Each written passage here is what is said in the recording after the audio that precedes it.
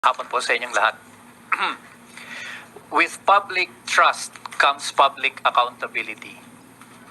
Dahil pinagkatiwala nating taong bayan sa mga public officials ang ating kapangyarihan, sila ay accountable to the people at all times.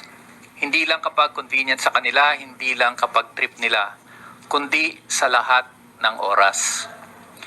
Sa araw na ito, inaakusahan namin si Vice President Sara Duterte ng pagtataksil sa tiwalang ito sa pamamagitan ng paglustay ng 612.5 million na confidential funds ng Office of the Vice President at Department of Education.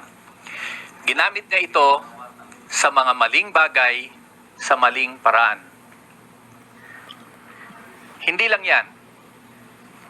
Nanguna rin si Vice President Duterte sa pag-cover up ng kanyang paglustay sa pamamagitan ng mga pekeng resibo, mga gawa-gawang acknowledgement receipts, mga maling dokumento na isinabmit niya sa Commission on Audit. And worse, nang ang paglulustay at pagtatakip niya ay nabunyag, hindi niya kinilala ang kapangyarihan na Kongreso na ito ay imbestigahan. In fact, gumawa siya ng mga hakbang para pigilan ang Kongreso sa trabaho nitong oversight, sa trabaho nitong tingnan ang mga maling gawa ng kanyang mga opisina. Siya ay nag-asal pusit at hindi yan katanggap-tanggap. Ang mga ginawang ito ni Vice President Sara Duterte ay pagtataksil sa tiwalang ibinigay sa kanya ng taong bayan. This is a betrayal of the public trust. At dahil dito, karapat-dapat lamang na siya ay matanggal sa pwesto at huwag nang payagan na humawak ng anumang pwesto sa gobyerno.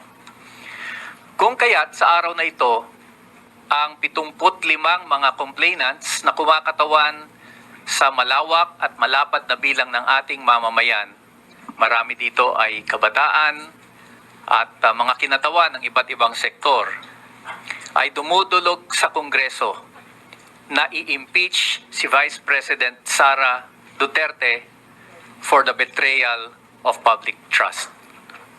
Maraming salamat po.